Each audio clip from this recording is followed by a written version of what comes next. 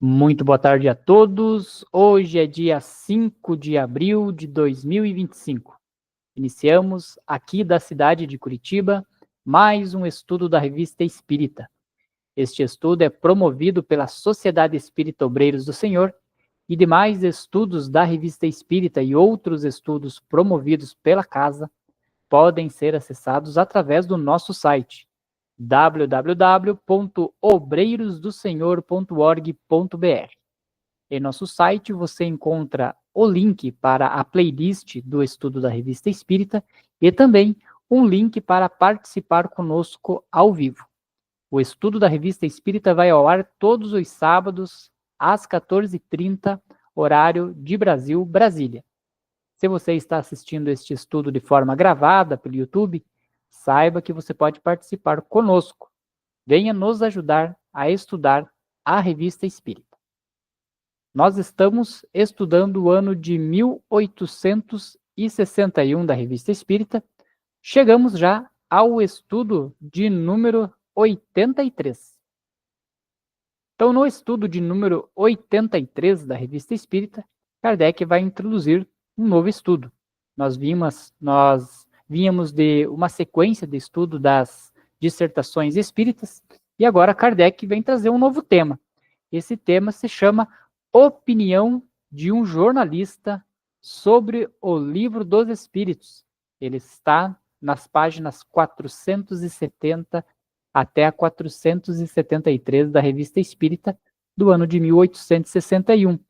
E eu, preparando os slides desse estudo, Pereira, achei um estudo muito interessante, que inclusive você pode sugerir lá para o teu grupo do estudo online do Livro dos Espíritos. Eles trazem bastante informação de uma pessoa que nunca tinha lido o Livro dos Espíritos e a impressão que essa pessoa, esse jornalista, teve a partir dessa primeira leitura. Passo para você, Pereira. Então, boa tarde a todos. É verdade, sempre quando a gente vai estudando a doutrina espírita, seja na Revista Espírita, no Livro dos Médiuns, no Céu e Inferno, que a gente está estudando recente, sempre a gente faz um link com outros estudos, né?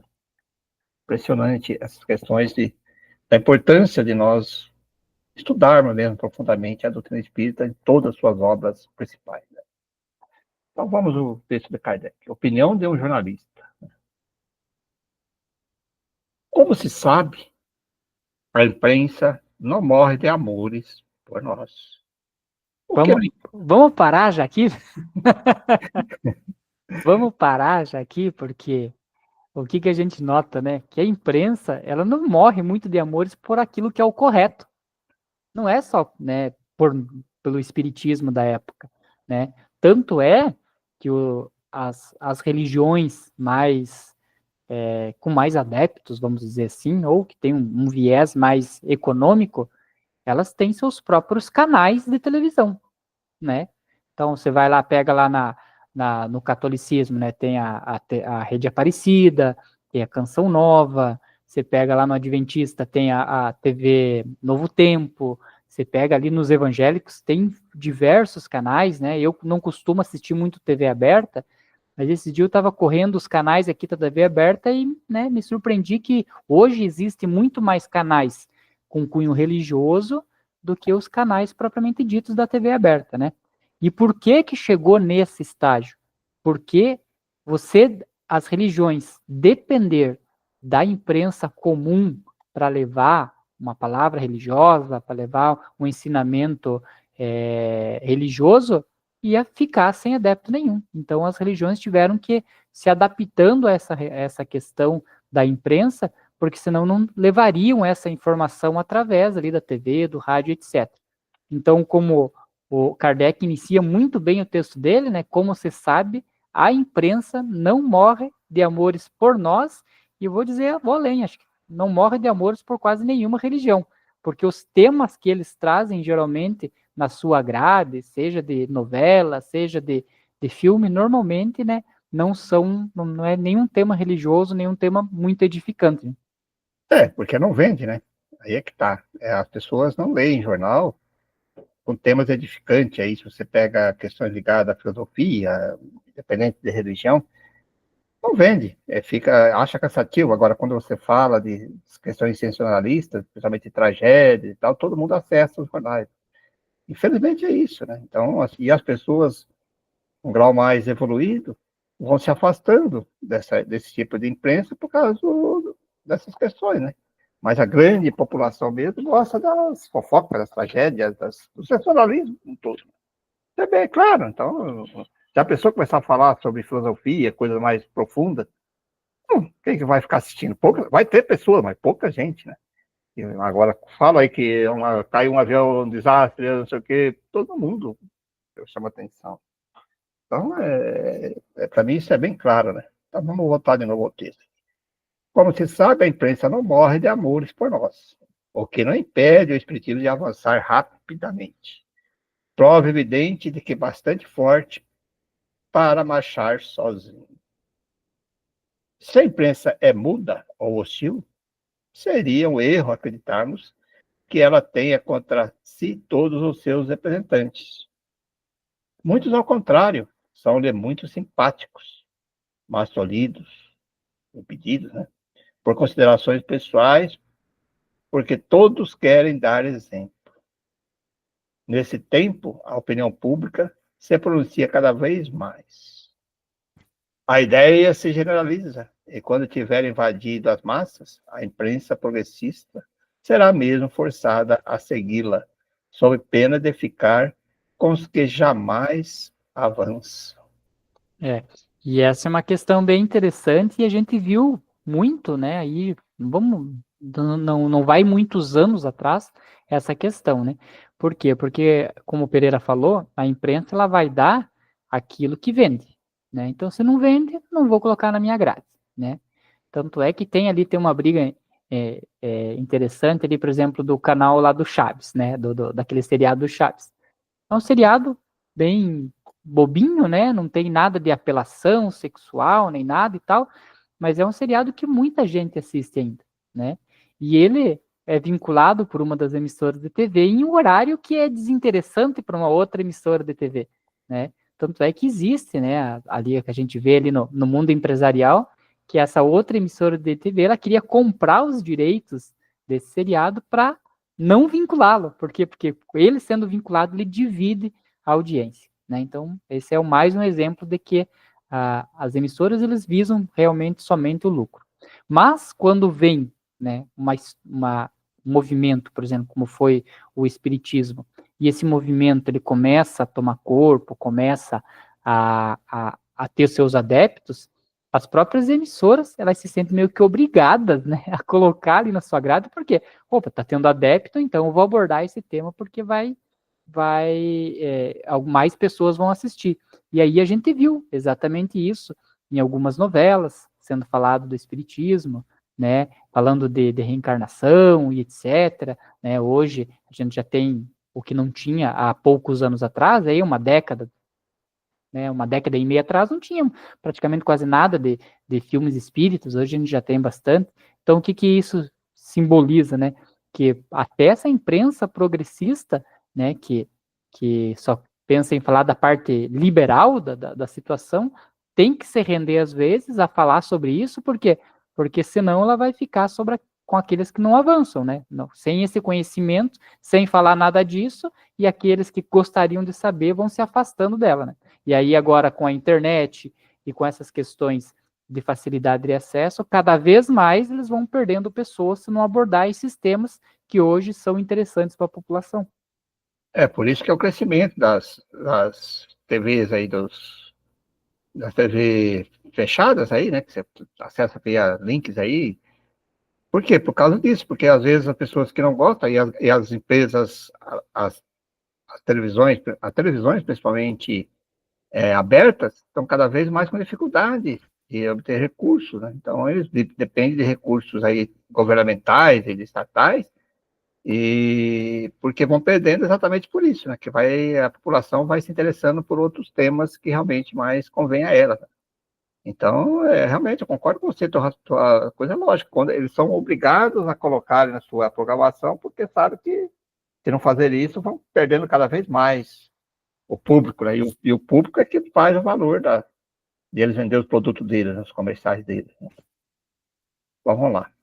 Falo-á, sobretudo, quando compreender que o Espiritismo é mais poderoso elemento de propagação para todas as ideias grandiosas, generosas e humanitárias, que não cessa de pregar. Sem dúvida, suas palavras não ficam perdidas. Mas quantos golpes de picareta não devem ser dados na rocha dos preconceitos antes de encetar, né? De iniciar. O Espiritismo lhes abre um terreno fecundo e aplana as últimas barreiras que lhe detinham a marcha. Eis o que compreenderão os que se derem ao trabalho de o estudar a fundo, medir o alcance e ver suas consequências, que já se manifestam por resultados positivos. Mas para isso precisamos de observadores sérios e não superficiais. Homens que não escrevam por escrever, mas que façam de seus princípios uma religião. Aqui ele guarda bastante ensinamento aqui já nesse texto, nessa parte do texto, né? Ele fala o que aqui, ó? Nessa parte aqui, ó. Eis o que compreenderão os que se derem ao trabalho de estudar a fundo, né? Não é pegar ali, aqui nós vamos fazer a nossa crítica lá, Pereira, que a gente é meio afinado nessa crítica, né? Não é só pegar um livro de romance espírita, ler e achar, eu entendo do espiritismo, né? Por quê? Porque a gente sabe que o romance espírita, ele vai, né, dar uma pincelada, né, uma iniciada na pessoa, mas às vezes de um modo muito novelístico, né, de um modo, como diz, um romance espírita, né? E aí, às vezes, a licença literária que o escritor teve ali para escrever aquilo lá pode não simbolizar realmente um ensinamento correto espírita, como pode fantasiar, às vezes, muito ele. Então, para compreender o espiritismo, ele tem que ter um estudo a fundo. Só na codificação são 5 livros, mais um que eu considero que também é da codificação, mas ele não entra como se fosse eles, que seria o que é o espiritismo, né, Pereira? E ainda tem as obras póstumas ali de Allan Kardec. Então, só nisso aí, eles já vão aí, se for para estudar a fundo, vão aí pelo menos uns 5 anos, né? Você estudando com calma, que nem a gente faz aqui, a gente lê mais ou menos umas 3, 4 páginas só da revista espírita a cada hora aqui no estudo. Então, não é ler, pegar e ler. Né? O Pereira já está no 3º ano desse projeto online, né, na 3ª vez já do estudo do Espiritismo.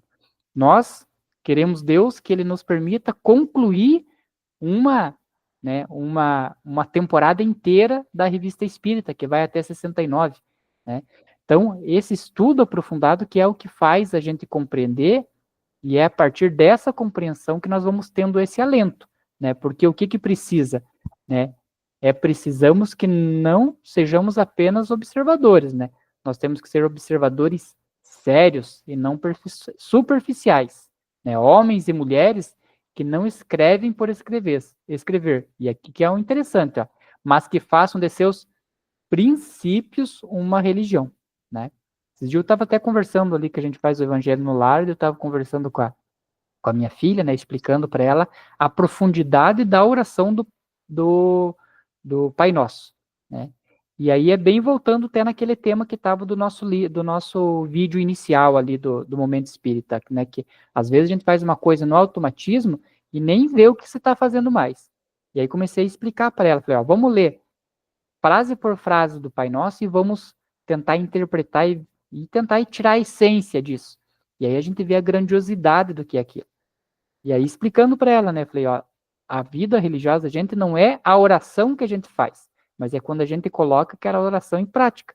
Então não adianta nada rezar o Pai Nosso, ficar bravo com uma pessoa, rancor de uma outra, não perder aquilo ou outro. Falei, você está falando palavras. Agora, a partir do momento que você coloca aquilo em prática, você está fazendo da sua vida uma religião, que é o que o Kardec vem trazendo aqui, né? Os princípios da sua vida tem que ser uma religião.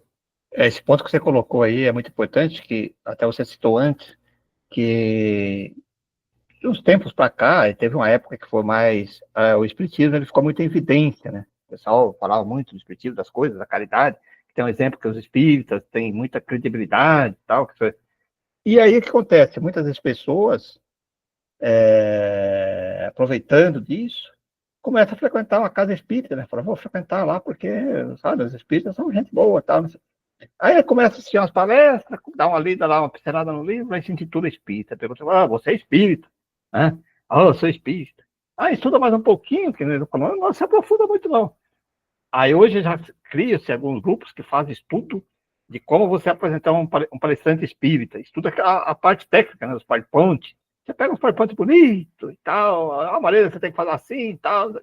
E já começa a fazer palestra. E, nossa, destaque. Mas será que ele estudou realmente?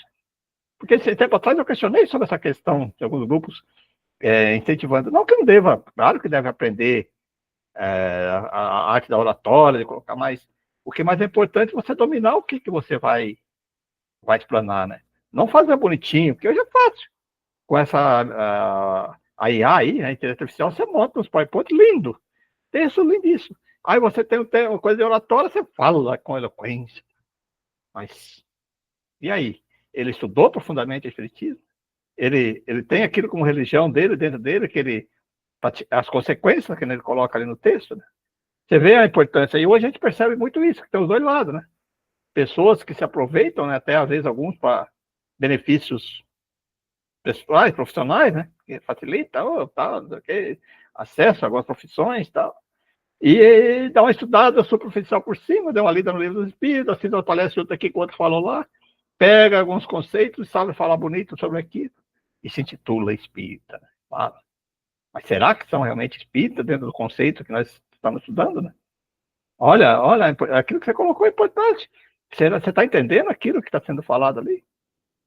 Né?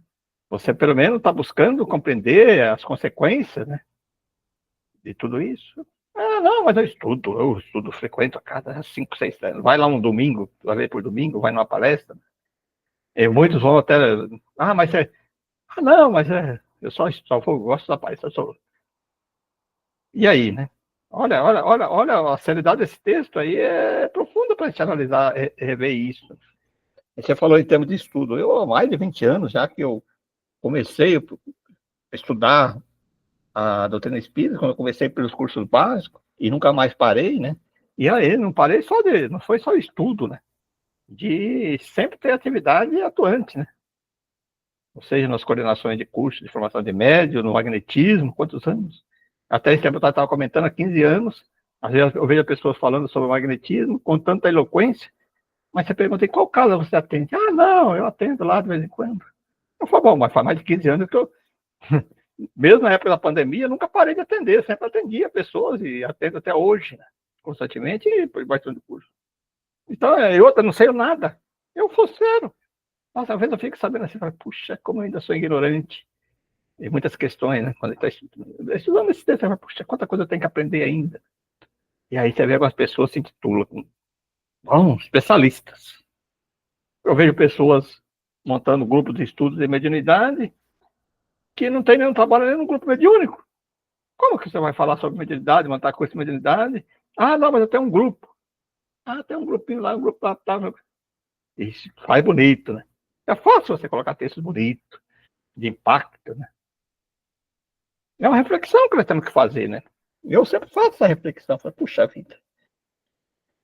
Tantas coisas que nós temos que aprender ainda, né, Leandro? Tantas coisas, né? É verdade. E essa questão, acho que já desse pouco texto que a gente já leu aqui no início, é bem isso que Kardec quer trazer, né? A questão de você estudar a fundo, mas transformar aquele estudo, né, em um modus operandi de vida.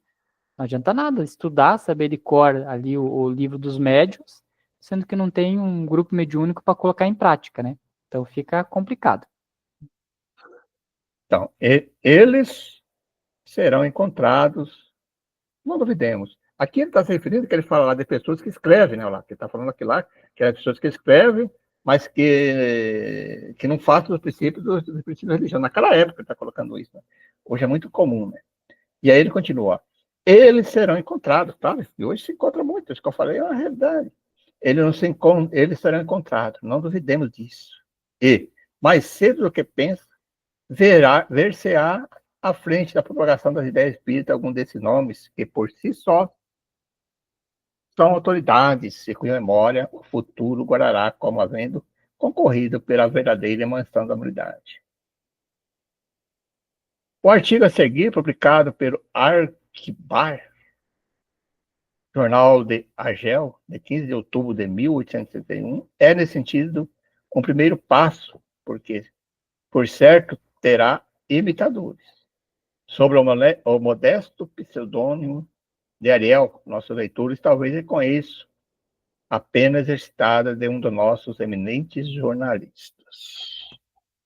Aqui ele vem trazer, então, agora um texto, né, de um jornalista.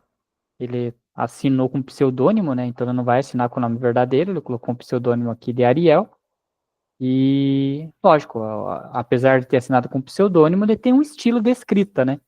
Então, algum dos leitores do jornal, né, ele já diz, ó, talvez reconheçam a pena exercitada, né? Então, a caneta, o estilo de escrita, né, de um de nossos eminentes jornalistas. E é aqui que vem, né, essa parte que eu achei bem interessante, porque é uma pessoa que nunca tinha lido o Livro dos Espíritos, que não era a favor nem contra, mas utilizou a sua formação, né, como jornalista, como um bom jornalista. Ele tem que ouvir os dois lados da história, né? Ele leu, né, despretensiosamente e deu a sua impressão. Então é bem interessante essa impressão que ele vai passar a partir de agora. Então vamos lá ao texto desse jornalista, né? Entre aspas, né? A imprensa da Europa tem se ocupado bastante com esta obra. Depois de ter lido, compreende-se o porquê, seja qual for a opinião que se tenha da colaboração das inteligências ultramundanas que o autor diz ter obtido. Aqui ele já deixa claro, né? Ó, ele estava todo mundo falando na Europa, né, sobre esse livro dos Espíritos e tal, e depois que ele leu, ele já entendeu, né? Eu já entendi o porquê. E isso não estou considerando que essas inteligências ultramundanas que ele fala é das assinaturas, né? Santo Agostinho, São Francisco, tal, vai assinando a obra, né? Ele não está dizendo, ele colocou assim, sem considerar que seja verdade esses espíritos assinando, né? Então ele não está considerando, mas só, mesmo sem considerar, ele já entende do porquê que estava sendo falado tanto do espiritismo naquela época. Com efeito, suprimindo algumas páginas da introdução que expõem as vias e os meios da dita colaboração. E é uma parte bem interessante de se estudar, ela é maçante mesmo, mas para quem tem o Livro dos Espíritos, tem que estudar a parte introdutória, que ele faz toda a narração de como surgiu o Espiritismo, aí tem a parte dos prolegômenos, né, que é uma parte sim, maçante, mas ali você entende a estruturação que Kardec teve que fazer para chegar naquele livro. Dá para ler da questão 1 até 1018? Dá, mas aquela parte inicial te dá um preparo. Talvez depois de você ler umas 2 vezes o Livro do Espírito, leia aquela parte inicial que daí vai compreender melhor. No começo eu sei, porque eu também, quando comecei a estudar o Livro dos Espíritos, eu achei bem maçante aquela parte e hoje eu acho ela muito interessante. Eu também gosto muito. E o pessoal do grupo dos estudos, realmente, eu percebo que não gosta, porque realmente parece que não gosta dessa parte mais... Porque as perguntas chamam atenção, né? Mas eu percebo isso. E realmente é fantástico ali, tanto a introdução, como também a parte da conclusão no final lá, que também tem outra parte, que é muito bacana. Então, até ele coloca que aquela parte lá, a parte contestável para os profanos. E eu acho aqui muito importante, ó, resta um livro de alta filosofia, de uma moral eminentemente pura e principalmente de um efeito muito consolador para a alma humana, assediada entre os sofrimentos do presente e o medo do futuro. Perfeito, né? Ó, dessa parte aqui, que é uma filosofia, que tem uma moral intocável, a gente não tem dúvida, mas essa parte aqui, ó, efeito muito consolador para a alma humana. Por quê? Porque ele traz muitas respostas daquilo que a gente não tem em nenhum lugar. Então, se existe 2 livros da codificação que é um valioso presente que a gente pode dar para alguém, é o Evangelho, segundo o Espiritismo, e o Livro dos Espíritos. Por quê? Porque ele traz toda a moral, né, do Cristo, que é aquilo que nós devemos seguir, e o outro, ele traz respostas para as principais questões da vida que a gente não encontra em nenhuma, né, não na profundidade, em nenhuma outra religião. Então, ele traz, né, esse efeito consolador para aquele que lê e entende o que está escrito. Assim, mais de um leitor deve ter dito a si mesmo ao chegar à última página: não sei se tudo isso é verdade, mas bem gostaria que fosse. Agora vamos analisar. Naquela época, né? E hoje mesmo, naquela época, uma religião católica predominante, onde era cheio de proibição, né? Não pode isso, que vai para o inferno, vai não sei o quê, e que as pessoas eram condenadas, né? Que era fora da igreja na salvação. Aí você lê uma obra dessa, falando, né, que, olha, falando sobre a pluralidade das existências, do mundo espírita. Quer dizer, isso é um consolador muito grande, né? Uma pessoa que perdeu um filho, né, de guerras ou qualquer outra dificuldade, de tragédia, dos sofrimentos que estão passando, quando ela lê isso aí, é um consolador, porque não tem como. Você vai ler aquilo lá e fala, puxa, então eu consigo entender um pouquinho mais. Porque ela faz a pessoa refletir sobre tudo isso, quem eu sou, né? De onde eu vim, para onde eu vou, né? Para onde está o meu ente querido que partiu antes, né? Por que eu estou sofrendo hoje? Só o Espiritismo vai trazer essas respostas, não tem como, né? Então, por isso que se refere ao Consolador, até hoje, né?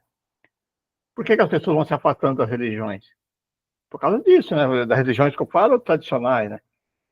Aí, quando ela chega e entra em contato, começa a entender, que busca entender, que fala, poxa, isso faz sentido, né? Essa é a filosofia mesmo, é uma coisa muito bonita, né?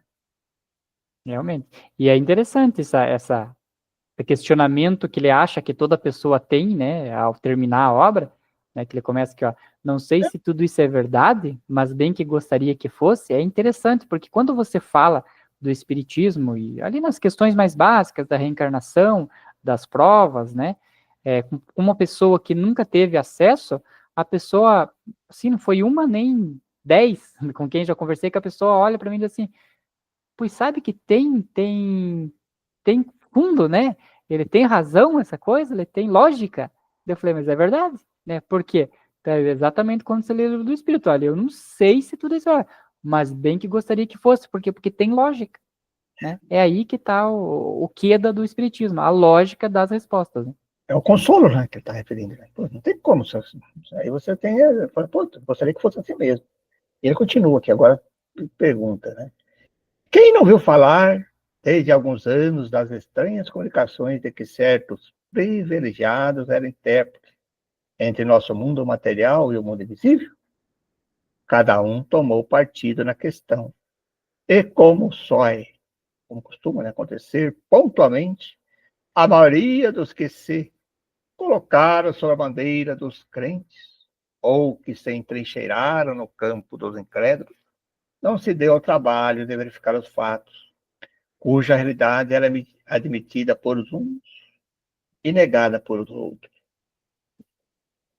Mas esses são assuntos para ser discutidos num outro jornal da natureza do nosso.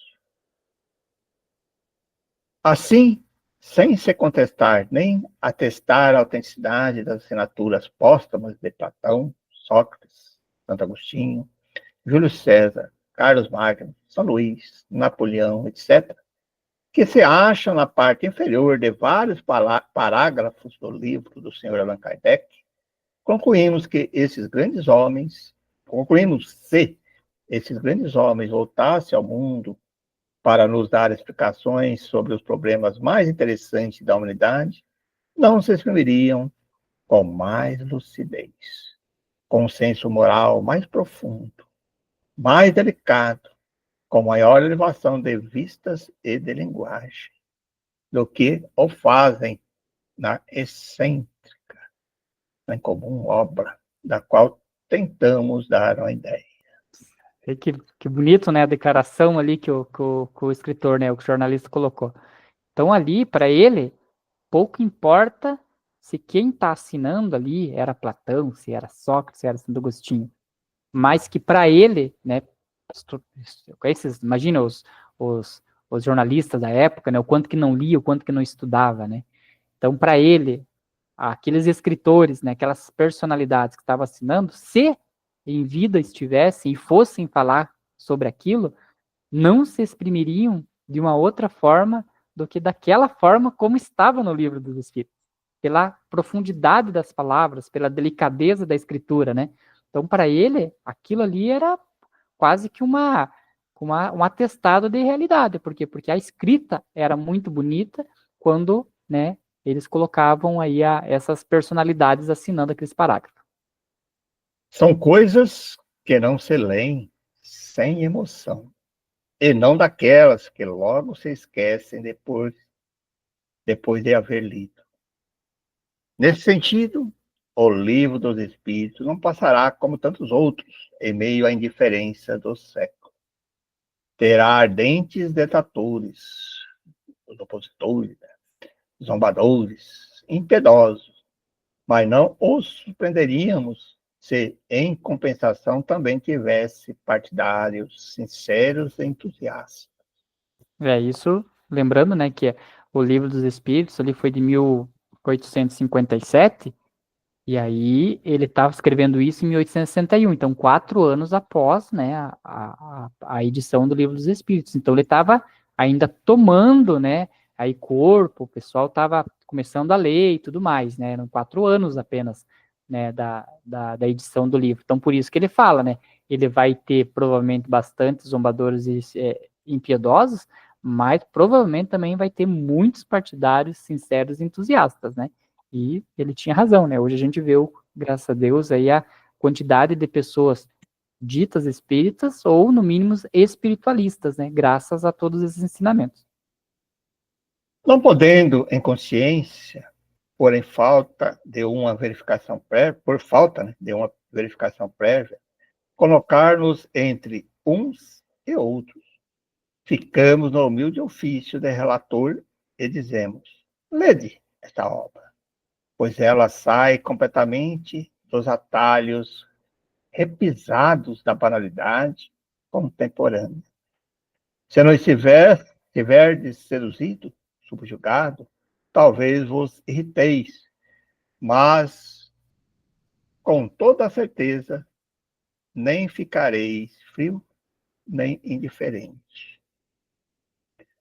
Continua. Recomendamos, sobretudo, a passagem relativa à morte. Eis um tema sobre o qual ninguém gosta de fixar a atenção, mas aquele que se julga espírito forte e intrépido. Pois bem, depois de ter lido e meditado, a gente se sente muito admirada por não mais encontrar esta crise suprema tão aterradora. Aqui a gente já sabe que pelo menos a jornalista é uma mulher, né? É muito admirada, então a Ariel é uma mulher. Sobre o assunto, chega-se ao ponto mais desejável, aquele que não tememos nem desejamos a morte.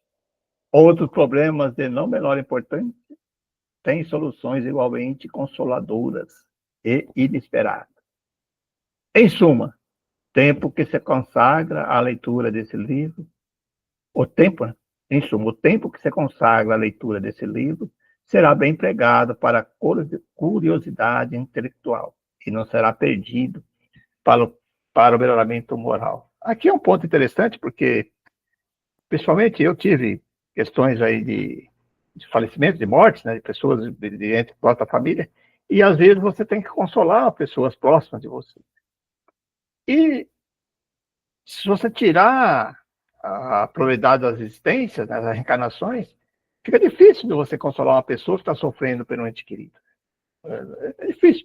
Agora, quando você chega falando assim, olha, não, ele não morreu, provavelmente o corpo morreu, mas ele, né, vai continuar. Aí a pessoa começa a compreender um pouquinho melhor, né? Começa a sentir um pouquinho mais consolada, né, que está colocando ali. Porque é difícil, que ela morreu, morreu, acabou. Ou agora ela vai para o céu, vai para o inferno. Como é que você vai consolar uma pessoa assim, né? Dizer que é da Deus, principalmente quando a pessoa mais jovem, né? desastre, né? E mesmo quando a pessoa está com alguma crise na família, alguma coisa grave, alguma coisa acontecendo, como é que você vai consolar uma pessoa se você quando acontece algumas tragédias assim, se você não tirar essa prioridade da existência, das reencarnações, e que nós somos espíritos que trazemos, então não tem como você explicar a justiça divina. Então a pessoa começa a acreditar que Deus é injusto mesmo. Mas por que comigo? Por que com a família? Por que com ele? Você não consegue dar uma resposta. Tenta um monte de outras respostas aí, mas... E agora, pela filosofia espírita, nós conseguimos fazer com que a pessoa compreenda, pelo menos amenizar um pouco essas situações. Realmente. E aí é interessante a parte final que ele fala aqui, né? Ele diz assim, né? Então, o tempo que se consagra à leitura desse livro, então, o tempo, vou perder um tempo lendo esse livro. Então, o tempo que se perde, né? Lendo esse livro será empregado, no mínimo, né? Para a curiosidade intelectual e não será perdido para o melhoramento moral.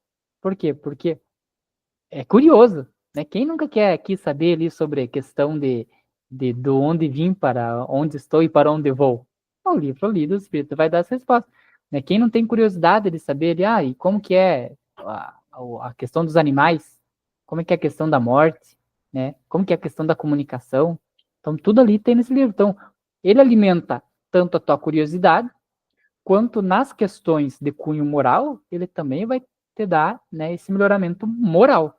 Então é um livro magnífico de ler. O Livro dos Espíritos é magnífico mesmo. E algumas pessoas falam que é um livro difícil, né? Mas eu não concordo. Perguntas e resposta, né? Que coisa mais bacana que isso. Pergunta e resposta, pergunta e resposta. Mas, que a filosofia é isso, né? Às vezes as respostas são com mais perguntas, né? Que nem o livro dos Espíritos, que faz a gente refletir sobre as questões e nós mesmos tirarmos as conclusões. Fantástico. Bem gostoso. Até deixamos o convite aqui, né, Pereira? Você tem o estudo ali, acho que quase todas as sextas, né? Às 19 horas, lá no nosso site também. Então, quem tiver caído de paraquedas aqui nesse vídeo, né, e tá assistindo até aqui, saiba que lá no nosso site, www.obreirosdosenhor.org.br, lá na aba de cursos, né, de estudos, ele tem ali o estudo do Livro dos Espíritos, todas as sextas, 19 horas, e tem o link lá para participar e estudar junto. A gente nunca fala que nós estamos dando um curso, porque quando a gente estuda, a gente também está aprendendo, né? Nós somos eternos aprendizes. Né? É um então, ali a estudo. gente vai aprendendo junto. E aí, para a gente fixar aqui, então, o nosso texto, e já se encaminhando para o final, vamos para as questões básicas, então, né? O que é o Livro dos Espíritos, para quem caiu aqui de paraquedas, Pereira, aqui no YouTube depois, e diz assim, mas o que é esse Livro dos Espíritos? Olha, é uma obra, assim, filosófica, né? Que vai responder todas essas perguntas, né? Que nós colocamos aí, que já falamos antes, quem somos, de onde viemos, para onde vamos. Então, é uma obra, assim, de um cunho moral, né? Ela aborda todos os aspectos, né? Aborda os aspectos da nossa vida, no dia a dia, cotidiano, né? Demonstra no mundo espiritual como os espíritos agem, atuam, como funciona as comunicabilidades. É claro que é a primeira obra básica, que é perguntas e respostas, onde que dá para nós as primeiras noções aí dessa filosofia principais, que depois foi desmembrando em outras obras principais, né? Que tem, entrou lá o Livro dos Médiuns, o Evangelho segundo o Espiritismo, que fala sobre as questões mais religiosas, né? A parte mais do Evangelho de Jesus. Mas o Livro do Espírito, gente, quem gosta de filosofia, é um livro de filosofia, que nem coloca o texto ali dele ali. Fantástico, acho que todo mundo deve ler. Muito bem. E é o livro inaugural, né? Então é o da codificação ali do Espiritismo, né? É o livro inaugural. E aí, uma pergunta básica aqui também, Pereira. Os espíritos realmente se comunicam com os homens? Com os homens e mulheres? Aqui ele trata homens como, né, Humano, né? humano. Uhum. Essa resposta, velho, para nós, né? Um dia a pessoa perguntou para mim assim: você acredita mesmo nisso? Eu falei: não, eu não acredito, eu sei que é verdade. Mas como você sabe? Eu falei: eu converso com os espíritos. Então, essa pergunta para nós, né? Nós conversamos, nós trabalhamos em grupo mediúnico, com dialogadores, sabe disso? Então, realmente comunicam sim, com certeza, né? E nós temos provas contundentes disso, que se trata contestável, né, com essas tantas experiências. E como que você tem certeza disso? Bom, eu faço assim, para mim, que a minha certeza está assim, que eu não trabalho só em um grupo mediúnico, trabalho em três grupos mediúnicos diferentes, com médios diferentes, e as coisas se caminham da maneira tão distinta em cada grupo que comprova, não tem como você, não tenho dúvida. Porque eu já vi pessoas que às vezes estão dentro do grupo mediúnico e não acreditam muito que é o espírito que está se comunicando, né? Mas como, né, Lelo? Você que tá, como que o médium vai inventar tudo aquilo, né? Naquele momento ali, naquela hora ali? Então, gente, comunicam sim, pode ter certeza disso. Ou nós, como espírita, que estudamos dentro do grupo mediúnico, mas também como se comunicam em outras situações, né? Até mesmo nas intuições, no dia a dia, cotidiano. Tem as pessoas que têm uma certa. Eles comunicam se utilizando dos médios, né? Que são as pessoas que têm essa sensibilidade de interpretar. Isso independente de ser espírita ou não ser espírita, de qualquer religião, então se manifestam em vários segmentos. Mas, com certeza, eu respondo essa pergunta aí que eu sei, né? Não que eu acredito. Exatamente. E aí, então, uma pergunta ali, né? O Ariel, que era o escritor, né? Então, por que Ariel diz que a obra consola? Porque ela traz respostas daquilo que normalmente as pessoas não têm, né? Como que eu vou consolar uma pessoa se eu não sei a resposta para a dor dela? Agora, se eu sei a resposta para a dor dela, para aquilo que ela está passando, e essa resposta ela dá um alento, né? Ela demonstra que ao final de todo aquele sofrimento, ela vai ter o seu momento de alegria, isso consola. Agora, como a gente falou aqui da questão da morte, que é uma das questões assim muito pouco debatidas em outras religiões, né? Então, como que a gente vai falar da morte como um rompimento e um adeus daquela pessoa e eu nunca mais vou ver ela? Por que nunca mais? Porque se nós partirmos do ponto de vista de céu e inferno, se aquela pessoa foi para o inferno e eu fui para o céu, né? Eu nunca mais vou ver. Por quê? Porque segundo a maioria das religiões é eterno, né? Se eu fui para o inferno, é inferno para sempre. Se eu fui para o céu, é o céu para sempre. Então, por mais que seja uma pessoa que em vida foi uma pessoa ruim, né, e tal, a gente vê muito essas questões daquelas mães que sofrem com filhos, né, que são bandidos e matam e tal, mas a mãe ainda tem um amor para aquele filho. Então já imaginou, né? Aí de repente acontece lá uma ação da polícia e mata a pessoa, né? A mãe não é porque ele era bandido que não vai ter amor para aquele filho. Já imaginou a dor dessa mãe dizer, não, se ele era tudo bandido, matava desse jeito, foi pro inferno. Eu sou uma pessoa boa, nunca mais vou ver meu filho. Não, mas agora você dizer para ele, não, você terá outras oportunidades de ajudar ele, de fazer ele mudar, de tirar ele dessa posição para que ele esteja junto com você. Olha como essa resposta é muito mais consoladora do que aquela de nunca mais ver ele, né, Pereira?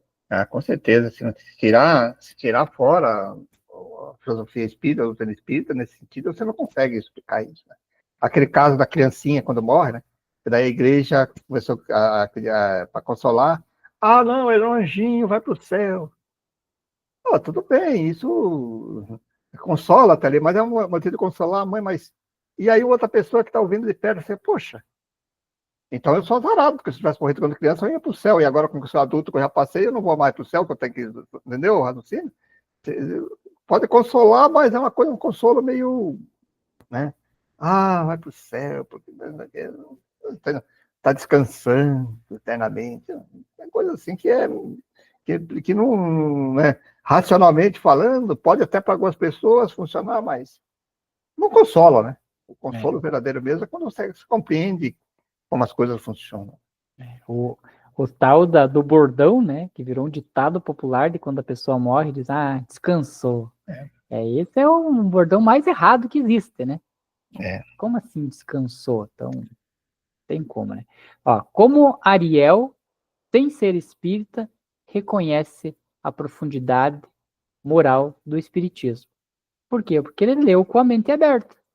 Ela leu uma coisa e viu se fazia lógica, se tinha lógica naquilo que ele escreveu, né? Então, por que tem uma profundidade moral? Por quê? Porque ao ler aquilo se diz, nossa, Eu nunca tive contato com o espiritismo, mas tenho totalmente aversão, né? Acho que é todo mundo tudo errado, é do inferno, né? É do diabo. No espiritismo é coisa do diabo. Aí começa a ler e diz assim, nossa, mas fala um monte de coisa bonita aqui, coisa boa, coisa do amor, da caridade, né? Então, mesmo sem ser espírita, ele reconhece a profundidade do moral do espiritismo, porque ele mesmo falou, não, eu li, né, sem tomar partido de um lado para o outro, e o que está ali, o conteúdo era muito bom. É, o preconceito que muitas pessoas leem, às vezes, né? Já leem com preconceito já armado, já, né? Eu vou ler, mas aí já tem tudo questionando. Claro que daí não vai compreender mesmo. Tem que ler com a mente aberta, com o coração, né? Quem lê com o coração, com sentimento, vai compreender, né? O que significa dizer que o espiritismo não será recebido com indiferença? Então, naquela vinda, nós vamos imaginar que nós estamos falando de 1861, né? Onde as questões ali dogmáticas, ainda não fazia muito tempo, ainda existia a Inquisição, né? Então, por que ele não foi recebido com indiferença? Porque ao invés dele trazer todas essas questões ali de indulgência, de Inquisição, ele trouxe o amor, ele trouxe a possibilidade de uma reformulação, né, dos defeitos que a gente tem e a possibilidade de, a qualquer tempo, a gente melhorar-se, né, e mudar o rumo da vida. Então, ele veio trazendo totalmente uma questão diferente de todas as religiões que vinham da época, né? Porque o protestantismo, quando ele foi saindo ali né, que ele saiu do catolicismo e tudo mais, eles vinham, né, com um outro estilo de ensino, mas ainda assim com muitos dogmas, né, de um Deus que castiga, de um Deus e tal, né? E ali o espiritismo ele veio de uma forma explicado de uma forma diferente. Então, né, por isso que o escritor falou, não, ele não será recebido com indiferença. Por quê? Porque ele traz um ensinamento diferente do que a gente está acostumado a receber. É, ele fala do Consolador, né? Por isso que ele, quando ele coloca do Consolador, exatamente isso pode estar comentando. E até sobre isso, a gente começa a citar um pouquinho sobre o Evangelho, a passagem de Jesus, existe até séries aí que fala sobre a vida de Jesus, né? E a gente começa a compreender, assim, exatamente na questão que aconteceu com o ente espírita, que ele está colocando, de Jesus, né? Por que Jesus, quando falava com as pessoas quando a pessoa ouvia falar dele, às vezes já iam com, né, principalmente as religiões judaica da época, né, aqueles líderes lá, porque eles sentiam como uma ameaça, porque eles tinham tudo aquelas leis lá de Moisés, lá que vinha e tal, estourar as deles, tudo lá. Aí Jesus fala da maneira de consolar, né? Oferecendo para eles outra oportunidade, mostrando outras coisas, como é que funcionava. Você imagina, chegar perto de Jesus e eles começavam a falar sobre isso. Não entende? Sobre as questões do futuro, da vida. Muitos, aqueles que entendiam aquilo lá, era um magnetismo total, né? Envolvia, não tem como, né, você não aceitar isso. Mas é claro que no movimento espírita é a mesma coisa. Pessoas vai com tudo contra, né? Uma grande parte vai contra, porque afeta os interesses pessoais de cada um, né? E aí o autor coloca bem isso, né? Por causa exatamente disso, consola as pessoas que estavam sofrendo, né? Todo lado. Então não é um alento, né? Você entender isso.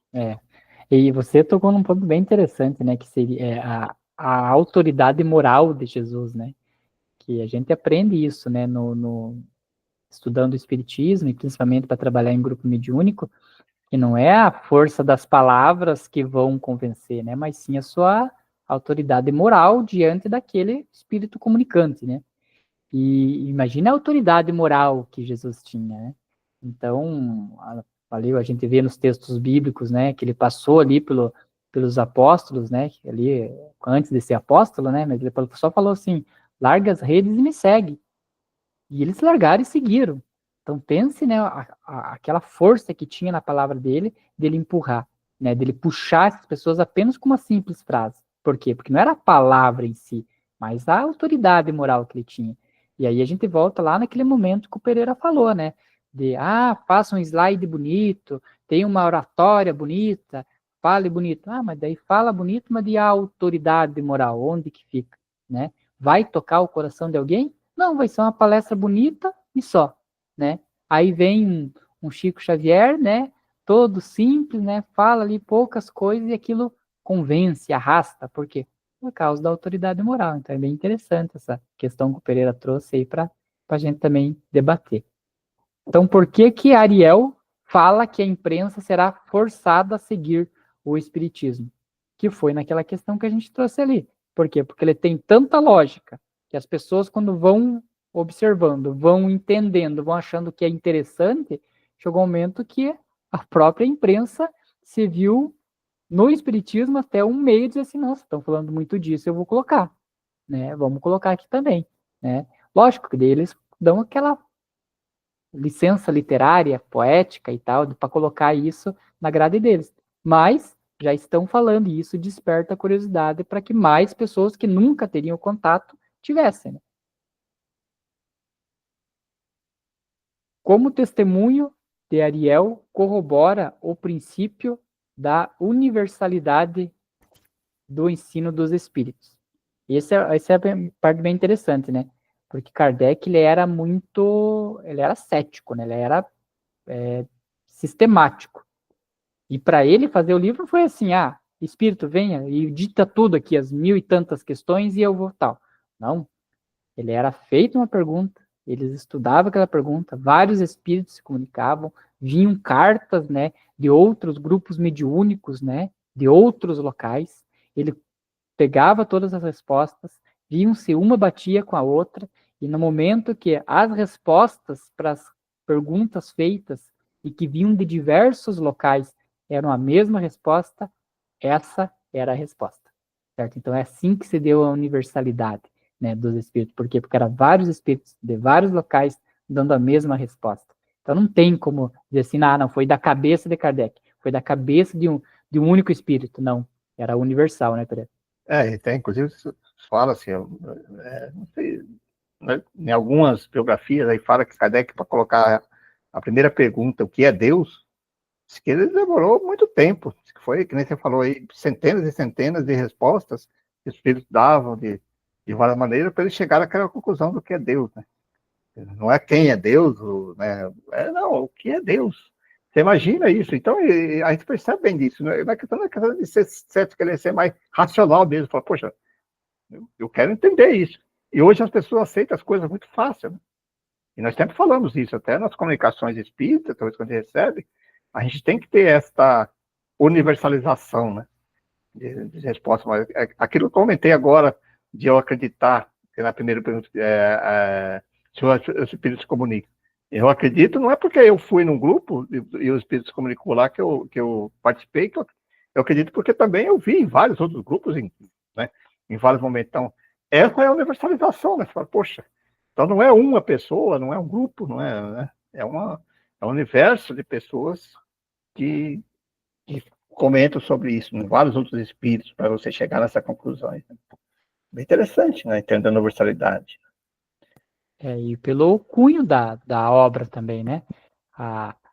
O trazer, né? Essa parte moral, tal, é uma coisa assim que você observa em todo o globo, né? Essa parte moral que ela traz não é uma coisa intrínseca ali só da parte da França, onde ele surgiu ali com Allan Kardec, mas de toda parte, né? Até peguei aqui no Livro dos Espíritos, porque a resposta é curta, mas de uma profundidade imensa, né? E na questão número 1, que é Deus? Né? Então imagina para você fazer essa pergunta, não perguntando quem é Deus, porque a gente às vezes tem aquela imaginação de que Deus é aquele senhor barbudo, velho, né? Como a gente vê às vezes em alguns quadros pintados, né? E Kardec não perguntou quem é Deus, ele perguntou que é Deus, o que que é? É uma coisa? O que que é? Né? Imagine, e ele chegou numa resposta sucinta, mas de uma Os profundidade. espíritos deram a resposta. Os espíritos chegou numa resposta sucinta, mas de uma profundidade imensa, né? Que os espíritos responderam que Deus, ele não é uma pessoa, não é uma coisa, não é um espírito que já é reencarnado e ficou puro, não. Deus é a inteligência suprema, a causa primária de todas as coisas. Então, isso é Deus, a inteligência suprema, ou seja, o máximo da inteligência que a gente não consegue nem conceber. E tudo aquilo que existe antes de tudo era Deus. Então, tudo aquilo que existe, Deus é a causa primária. Então, você vê que onde que a gente acha uma resposta dessa forma, né? E leia logo as perguntas subsequentes, que daí ele vai perguntando os atributos, Sim. Deus, tal, outras coisas, para você aprofundando isso. Que daí o Kardec ia perguntando, né? O Espírito respondia dessa maneira, ele perguntava da maneira para ir abrindo, para você compreender, né, a grandiosidade de Deus, né, os atributos, divindade, aí vai, nas questões para frente, ele vai desmembrando tudo isso. Fantástico. Fantástico. E aí é importante também que todos esses livros da codificação, eles são gratuitos, é só colocar lá o Livro dos Espíritos, ele vai ter o PDF direto ali do site da FEB, né, da Federação Espírita Brasileira, para você baixar e ler. Né? Então não precisa comprar e tal, você gosta de ler no computador, lê ele no computador e tal, tranquilo, é bem fácil de achar e estudar. Vamos para o próximo. É possível identificar na linguagem de Ariel um processo intuitivo de inspiração espiritual? Com certeza, né? Não tem dúvida disso, né? Porque se percebe claramente pela maneira que ele ou ela, né? Você colocou com ela, escreve com o autor, né? Sim, realmente ele tem uma intuição espiritual e já tem uma certa elevação também, né? Como espírito. Essa questão da intuição, foi o que o Pereira estava falando naquele momento lá, né? Ele também comentou sobre isso, né? Que não é só comunicar, os espíritos se comunicam, não é só com a comunicação, a psicofonia, que é um espírito se comunicando através da fala de um reencarnado, ou a psicografia, que é um espírito se comunicando através da escrita de um reencarnado, né? Então, ele se comunica também pela intuição, né? E às vezes essa intuição ela é sutil, né? A gente está ali, de repente você diz, nossa, falei tal coisa, né? Nossa, que legal. Diz, mas será que foi meu? Será que foi do espírito? Então a gente está rodeado, né, de espíritos e o que dita que tipo de espírito que está à nossa volta é a nossa vibração, né?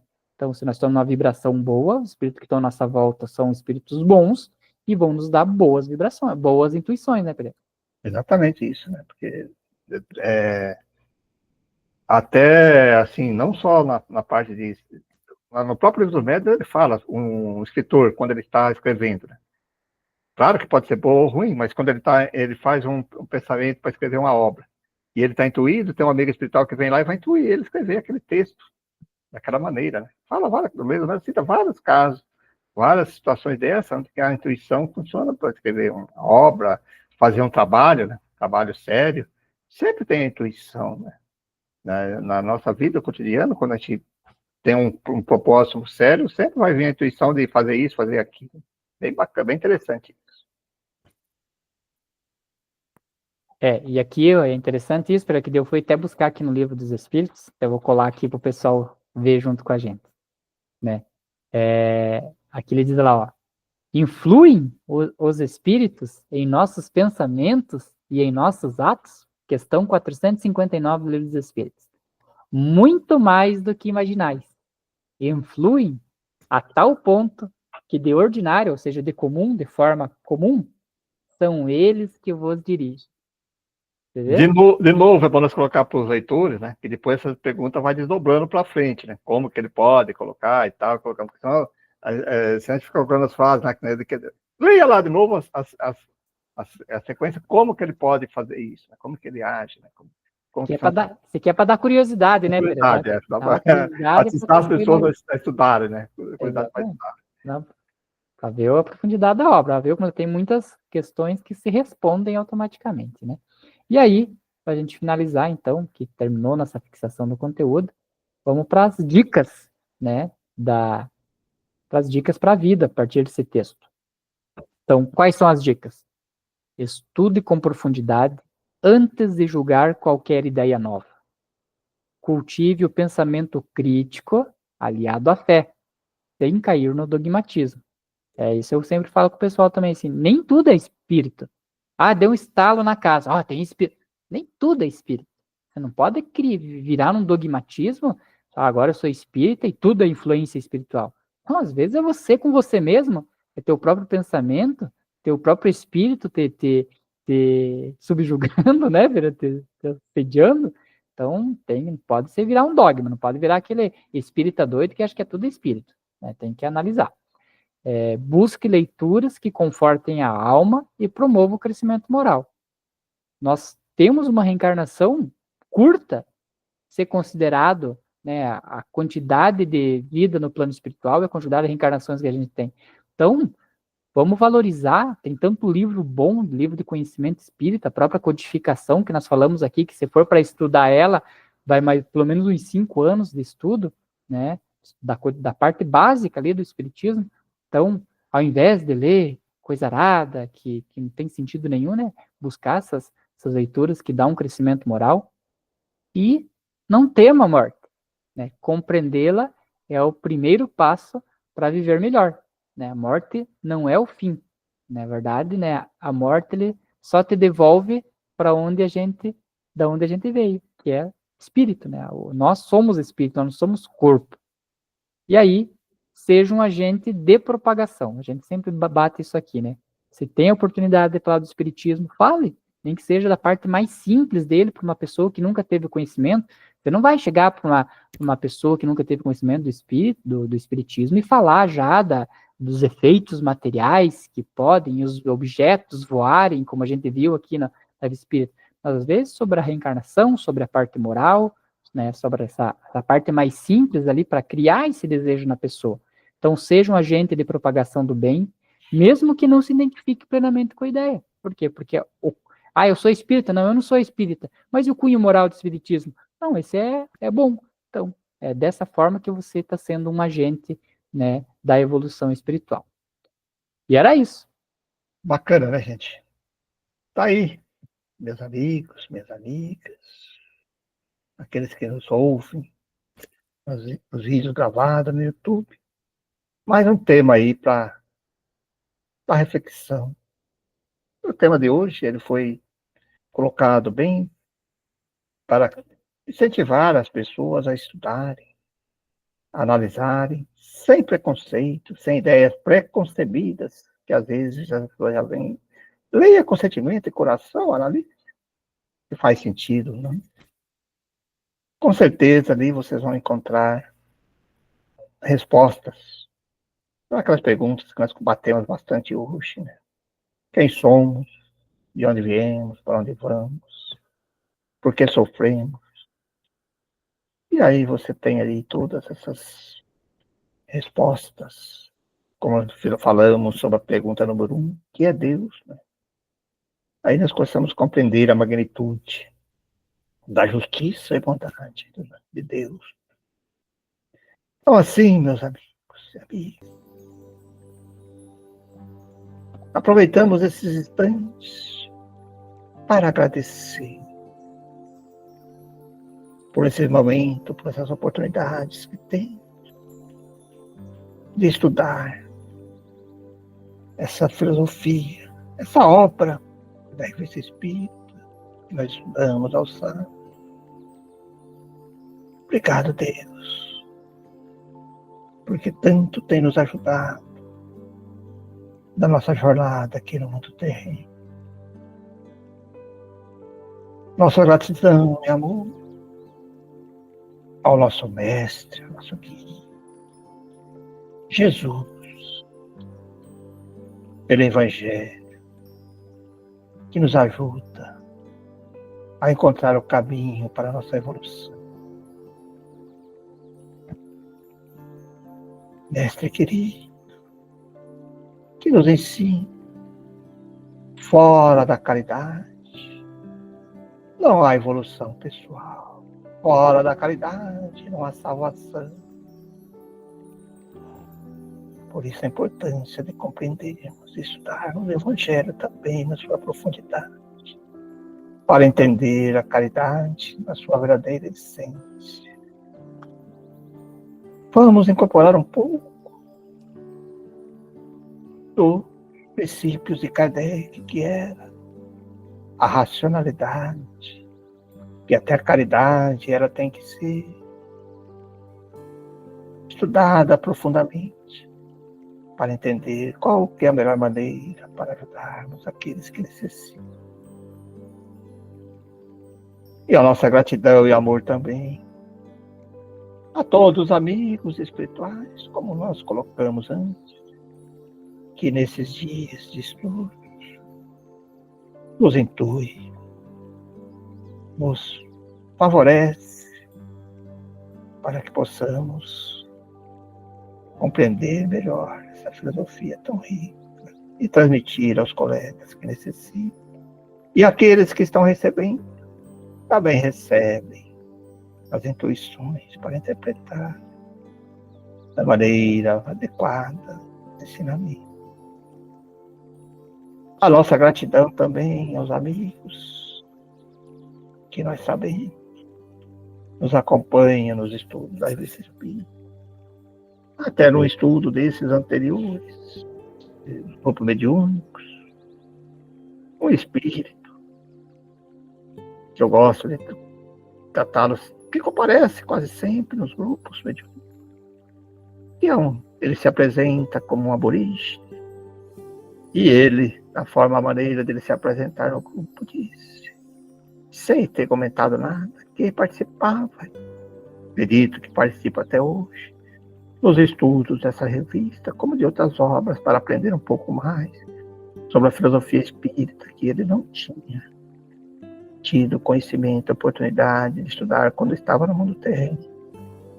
E ele mesmo disse que incentivava os outros colegas e amigos dele a virem juntos, para estar aqui presente conosco, sobre esta obra, estudando sobre esta obra. Obrigado, amigos, por estar conosco. E assim, mais uma vez agradecendo a Deus, a Jesus e a todos os amigos, nos despedimos desse estudo, desta tarde. Que assim seja.